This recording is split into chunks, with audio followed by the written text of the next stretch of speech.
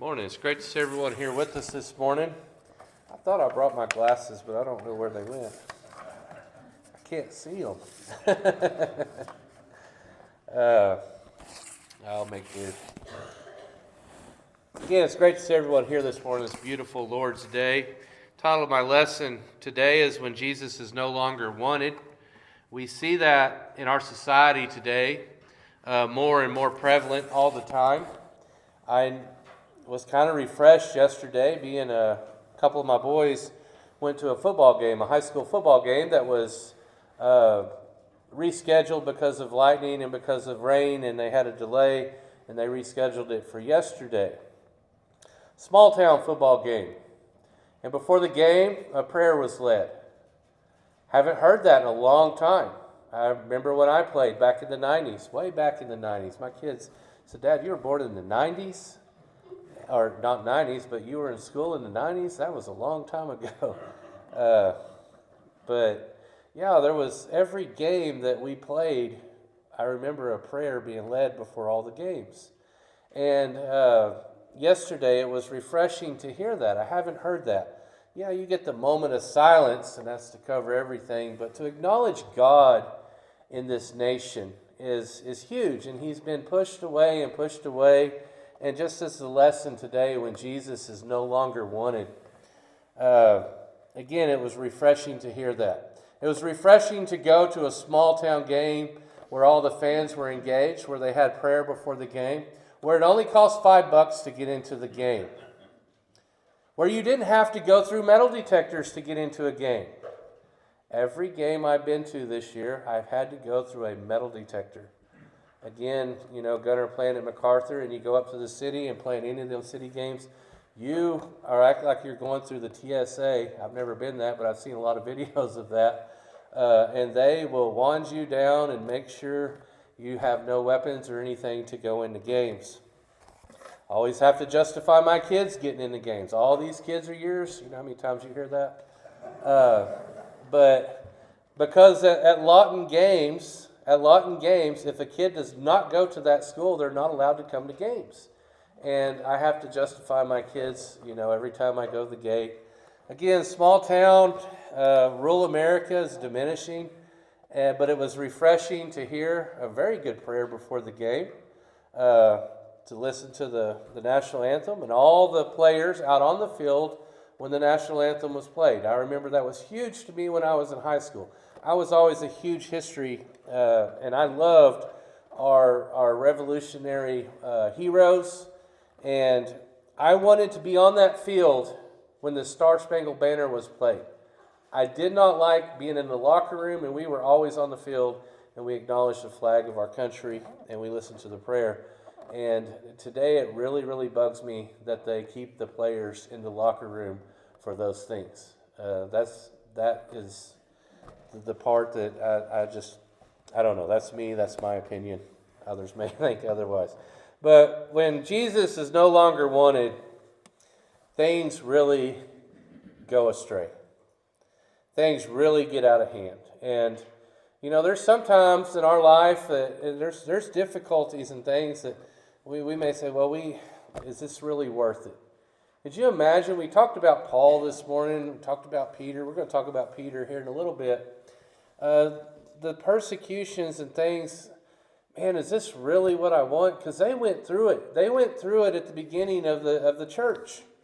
They were persecuted. They were put to death. They were stoned. All these things were happening. They seen these things happen. Again, we talked about Brother Stephen not too long ago in a class of what happened to him. But it's unbelievable. It's unbelievable that people. I watch lots of, I think I mentioned this in class the other night, listen to a bunch of, you know, before the election, they're asking people who they're going to vote for and things. And a lot of the younger generation, they ask who they're voting, they say who they're voting for, and then they ask them if you believe in Jesus.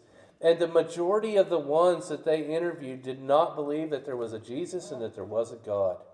And that's shameful. That's disappointing. Hey, we got work to do. All right? We can take that as a challenge and move on with that. But again, there's work to be done. But when Jesus is no longer wanted, and the majority, it seems like, is leaning that way, you look at the way that our country goes, you look at the way society goes, you look at the way family goes, all the way down, and it's detrimental to people. Jesus is needed. We're going to look at Judas as our first example. Poor Judas. Judas, you say poor Judas because we know his ultimate demise after he denied Christ and he betrayed Christ. We know that he went out and he hung himself. This was a guy that was chosen by Christ to walk with him. He was one of the 12 apostles, one of that close inner circle. And that's what I was explaining to my kids the other day. The lineage of Christ, Christ's inner circle, talking about this right here, those 12 that he was wanting to go out and preach and teach the gospel all over the world, they weren't always perfect. His family and the lineage of him wasn't always perfect. And you would think that Christ, God's Son, would have had a perfect avenue into this world. And everything around him would have been perfection. His family wasn't perfect. His lineage wasn't perfect. His friends wasn't perfect. His inner circle of apostles that he hand chose wasn't perfect. But they could all be made perfect through him, through his death, through his burial, and his resurrection by being baptized and walking that life with him. Let's look at Judas.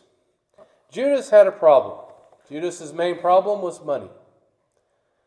He wanted money. He sought how, and it mentioned him in the Bible as being a thief. It mentioned him of taking money and taking advantage. He always wanted to be the treasurer. He wanted to be around the money because he was that person that was always dipping his hands into the honey jar, so to speak. Let's look at Matthew chapter 26. Matthew chapter 26. We're going to look at his compromise here. Matthew chapter 26. Verses 14 through 16.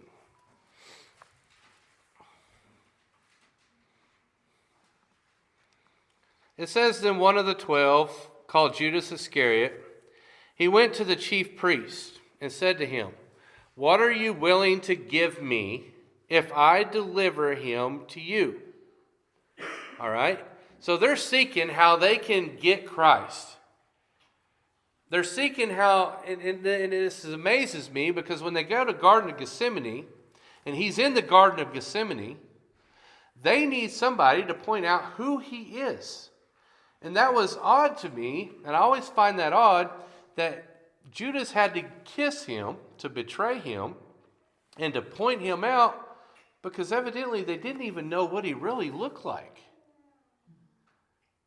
I mean, is that what you get out of that's what I get, because he had to be pointed out. And so Judas agreed to do this. He said, What are you willing to give me? What are you willing to give me if I deliver him to you? And they counted out to him 30 pieces of silver. So from that time he sought opportunity to betray him. There was no compromise right there. I need 100 pieces of silver. I need 200 pieces of silver. Give me some gold. 30 pieces. Man, that's just the wage of a common slave, not even a good slave. That's not very much money. No, he took it. He wasn't even up for discussion. He didn't even try to, hey, I need a little bit more than that. This is a huge deal. Nobody else is willing to do this. Give me 100. Give me 200. Let's talk about it. No, he took it. 30 pieces of silver. Again, you look what that was able to buy, that potter's field. And it wasn't enough to do a whole lot. A common slave that wasn't even very good is all that 30 pieces was worth. He wasn't even wanting to negotiate it. Again, he wanted money. This was a guy that walked with Jesus, saw the miracles, saw the fish being divided and feeding 5,000, saw the bread that was divided and had all this left over. He saw these miracles. He saw people come up to him and touch his clothes and be healed. And he wants to betray this guy for 30 pieces of silver. All right, let's go on here. Let's go on to John chapter 12. I always mess myself up when I use two different Bibles because one Bible is a study Bible, and I'll have two Bibles before me, and I wish I would have brought the other one today because I made notes in it. John chapter 12, verses 4 through 8. It says, "But one of the disciples, Judas Iscariot, Simon's son, who would betray him, said," now this is earlier on before him betraying Jesus and taking the money before that. This is showing that he was all about money, is what this verse is talking about here. It said, "But one Judas Iscariot, Simon's son, who would betray him, said," again being foretold that he's going to betray him, he said here in verse 5, "Why was this fragrance of oil not sold for 300 denarii and given to the poor?" And he said, not that he cared for the poor, but because he was a thief. All right? This is Christ here, washing the feet and the oil. Now, it's another deal here where I want to back up to get the context of this story. Chapter 12, verse 1, it said, "Then 6 days before the Passover, Jesus came to Bethany, where Lazarus was, and who had been dead, whom he had raised from the dead. And there made him a supper, and Martha served. But Lazarus was one of those who sat at the table with him. Then Mary took a pound of a very costly oil of the spikenard, and anointed the feet of Jesus, and wiped his feet with her hair. And the house was filled with the fragrance of oil. But one of the disciples, Judas Iscariot, Simon's son, who would betray him, said, Why was this fragrance of oil not sold for 300 denarii and given to the poor? Not because he cared about the poor, but because he was a thief, and that he had a money box, and he used to take what was put in it." All right, so he was the treasurer.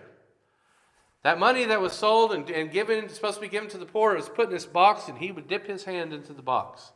He didn't care about the oil. He didn't care about the poor. He didn't care about Jesus. He wanted some of the money. It said that he was a thief. Again, he had problems with this. All right, and Jesus said here in verse 7 and 8, "Let her alone. She has kept for this day my burial. Let her alone. She has kept this for the day of my burial. For the poor you have with you always, but me you do not have always." So again, kind of giving a little background to him, he was a thief. He liked money, did whatever it took to get money, and he betrayed Christ for money. I want to go to Luke chapter 22. Luke chapter 22, verses 47 and 48.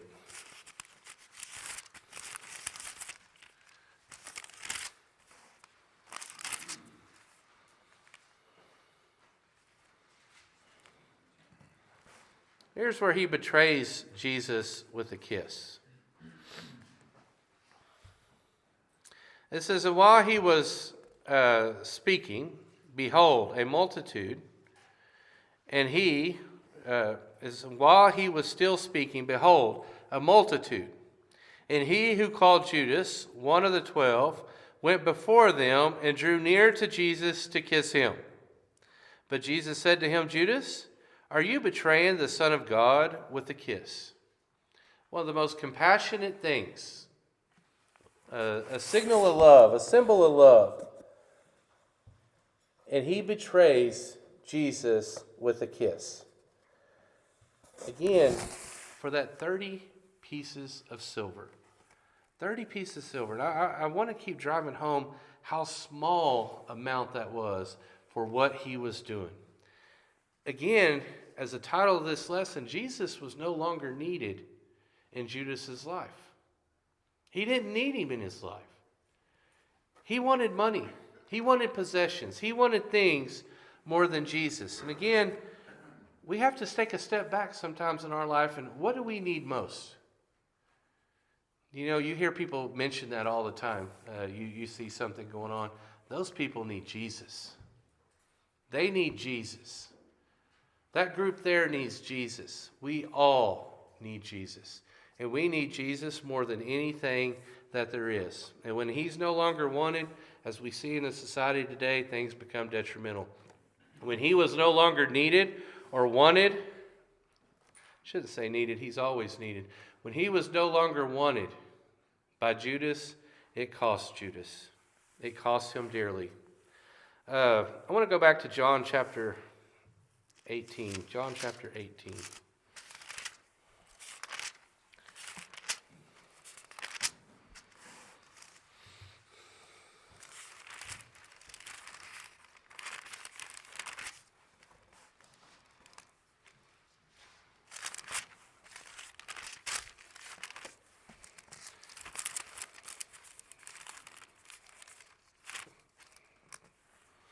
John 18, and we're going to be in verse 5. I actually want to start 1 through 5. It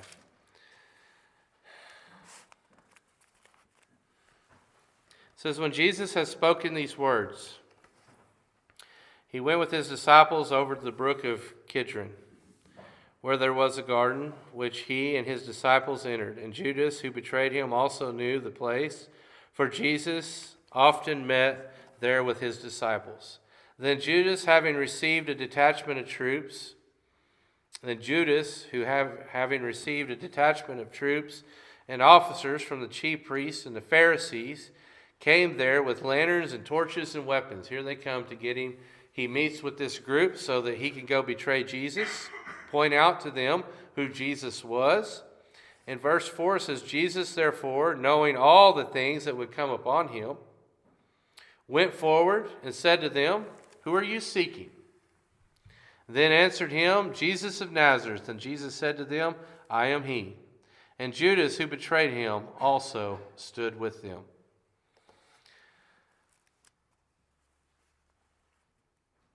Again,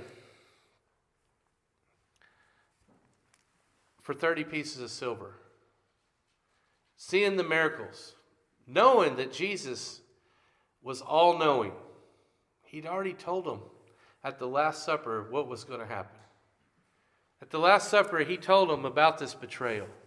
He told Peter, who we're fixing to talk about here in just a second, what was going to happen, what he was going to do. All-knowing. And he went through with it. I wonder at what point he ever thought, man, I messed up. I should not do this. And we know at the ultimate that he realized that he messed up, and just to after he realized that he messed up, he went out and he hung himself. He took that money and he threw it to the chief priest, and he went out and he hung himself. He couldn't take it anymore. When Jesus was no longer wanted, look what happened to him. Look what happened to him. What does it profit a man if he gains the whole world and loses his soul? And what would a man give for his soul? Mark chapter 8, verse 36 and 37. Think of that verse there. What would you do? What price is there for you to sell out for Jesus? To sell Jesus out for your gain? Is there a price for you? Think about that. What profit is it to gain the whole world and lose your soul throughout eternity? There's no fame, no fortune, nothing worth it. As you take them last breaths and realize where my next step is. If you've been a good and faithful servant, you're going to know. It says in the Bible that we're going to know. But we know that we've been good and faithful. Paul was able to say it. He said it all the time. He looked forward to that time. We should be doing the same thing. I want to change up just a little bit here with Peter. Peter was one. I love studying Peter. Peter had faults. Peter wasn't perfect. He had issues. He thought when Jesus was around him, he had the confidence to overtake the world. We're going to see that here in just a second. When they were on the boat that time, and it looks like and Jesus went out and he walked on water. Peter wanted to do it. He wanted to be with him. So he starts walking across the water to Jesus. He had faith. And then he starts taking his eyes off Jesus, looking side to side at all the storms and all the troubles. And he took his eyes off, focus off Jesus. What happened? He began to sink, and it took the hand of Jesus to pull him back. Garden of Gethsemane, after Judas betrayed him, Peter jumps and strikes the soldier that grabs Jesus and cuts his ear off. He's ready to go to war for Christ. He's ready to do these things. But let's look what his frailty was. Let's go to John chapter 13. Peter, he was unique.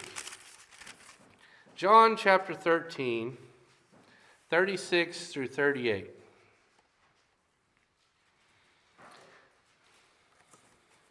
says, Simon Peter said to him, Lord, where are you going? Jesus answered and said, where I am going, you cannot follow me now, but you shall follow me afterwards. Again, this is right before the Garden of Gethsemane. This is right before the crucifixion. And Peter says to him in verse 37, Lord, why can I not follow you? I will lay my life down for your sake. And Jesus answered him and says, will you lay your life down for my sake? Most assuredly, I say to you, the rooster shall not crow till you have denied me 3 times. And we're going to see that. You remember that right there. Jesus and him are having this conversation. And he says, you're going to deny me. You're going to deny me 3 times before that.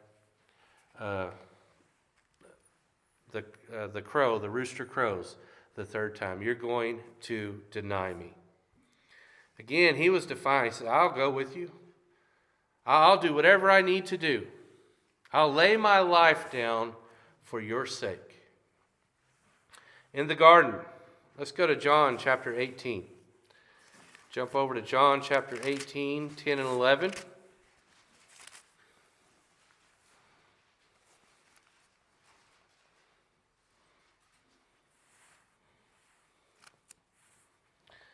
It says, then Simon Peter, having a sword, drew it, and he struck the high priest's servant, and cut off his ear. And the servant's name was Malchus. And Jesus said to Peter, put your sword in your sheath, and I shall not drink of the cup. Put your sword in your sheath. Shall I not drink the cup which my Father has given me? All right. So here Peter, he jumps up to defend Christ. Cuts off the ear. He's willing to defend him. Now I want to go over to Luke. Luke chapter 22.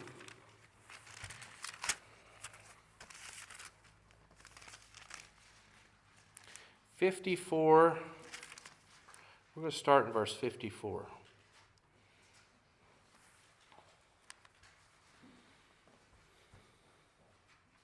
It says, having arrested him, they lay him, talking about Jesus here, and they brought him into the high priest's house. But Peter followed from a distance. So he's keeping his eyes on Jesus. He sees him taking him, and he's just kind of staying in the shadows, staying back. But he's following, seeing where Jesus is going. All right? It says, so he's following from a distance. Verse 55, it says, now when they had kindled a fire in the midst of the courtyard and sat down together, Peter sat amongst them. And a certain servant girl, seeing him, as he sat by the fire, looking intently at him, said to him, this man was also with him. He was with Jesus. Peter's just standing here trying to keep warm by the fire. Verse 57 says, but he denied, him, saying, Woman, I do not know him. It wasn't just a couple days before this. I will lay my life down. I will lay my life down for you. And Jesus said, before the rooster crows, you will deny me 3 times. Here's number 1. I said, I was with this man. He says, I do not know him. First denial right there. It says that after a little while, keep going, verse 58, and they saw him and said, You also was with him. But Peter said, Man, I am not. Get a little more irritated. Man, I am not. I wasn't with him. Then after about an hour passed, another confidently affirmed, saying, Surely this fellow was also with him, for he is a Galilean. All right? And Peter said, Man, I do not know what you are saying. And immediately, while he was still speaking, the rooster crowed. And this has got to be one of the most sombering verses if you were Peter right here, this next verse. Because he's following Jesus from afar. He's keeping an eye on him. He just denied him 3 times, as it was foretold, as it prophesied. And the rooster crowed. And the Lord, in verse 61, turned and looked at Peter. How would you like to have been Peter right there? What is your feeling right now? You just sunk. Jesus turned and looked at him and realized, Peter realized, I didn't want Jesus at this moment. I was with this group of people, and I did not want Jesus at this moment, and I denied him. Christ told me that was going to happen. I will lay my life down for you. And he looked at him. He looked at him.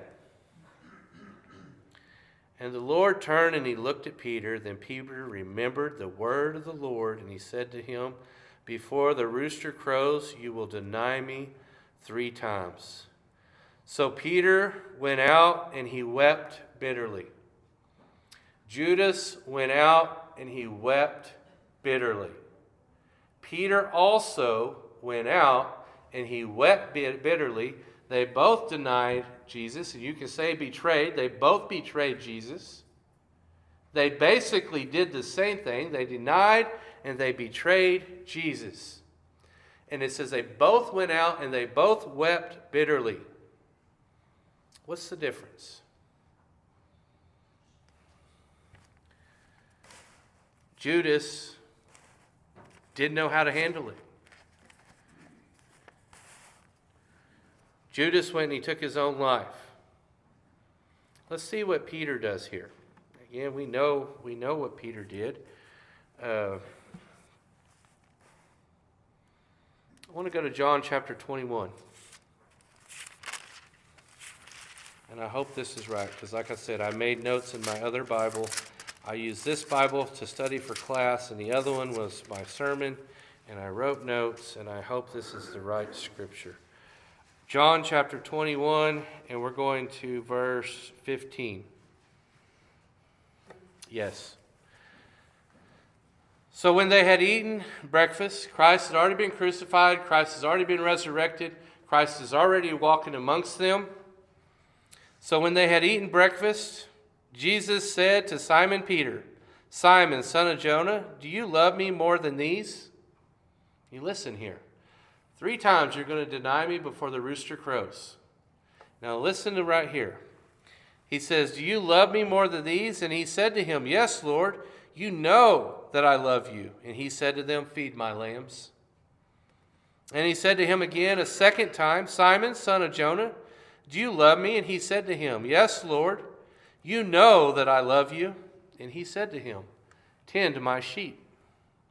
And he said to him the 3rd time, Simon, son of Jonah, do you love me? And Peter was grieved because he had said to him the 3rd time, Do you love me? And he said to him, Lord, you know above all things, you know that I love you, Jesus. He said, You know that I love you. And Jesus said to him, feed my sheep. 3 times he said, feed my sheep. 3 times you will deny me. Verse 18, most assuredly I say to you, when you were younger, you girded yourself and you walked where you wish. But when you are old, you will stretch out your hand, and another will gird you and carry you where you do not wish. And then he spoke, signifying by what death he would glorify God. And when he had spoken this, he said to him, follow me. He told him, Peter, how he was going to die for following him. 3 times he said, feed my sheep. 3 times Peter denied Jesus. And that 3rd time, that rooster crowed and he remembered. And Christ looked at him. That second chance. And we see Peter as he goes throughout the New Testament. In his teaching, in his writings, how he glorified Christ, how he was strong, how he still had problems. You see, as Paul corrected him, he still had some things that needed work on, but we all do. We're not perfect. We all have issues. We all need corrected. We all need each other to help correct us. We all have things that we need to work on. We all need Jesus. We should all want him above and beyond everything else in this life. As it says here with Peter, feed my sheep. That's our job as Christians. 3 times. I don't know what the impression was, why it was 3 times with Peter, why this happened, why it was this signifying, what was the... We know he was hard-headed. We know he had to be told. We know things had to be done. And but Peter went on to do great things. Again, was he perfect? No, none of us are perfect. As I mentioned before at the start of this lesson, we have a way to be perfect. We have a way to be perfect, and that is through Jesus Christ. Christ lived that perfect life. He was a perfect example. We need him. We need to want him. We need to want him above everything else in this life. Again, it's refreshing, as I talked earlier, that you go somewhere and you see hundreds of people gathered, and before they start an event, they have a prayer. It's great to see that people are seeking after God. People are wanting to know God. It's great to still see him wanted and being searched after. It's bad to see people deny him. It's heartbreaking. We have our job to do. We have work to do. And as he told Peter, feed my sheep, that is also talking to us. Go out and teach the gospel. Spread the gospel. Live an example. Want Jesus in everything we do. As we end this lesson, we always want to offer the invitation. If there's anyone here this morning that needs to put Christ on a baptism, if you need prayers, if you need help, if you have concerns, if you have any needs, need to be taken care of, get your life back right with Christ. There's no better time to do it than now. We ask that you come while together we stand and sing.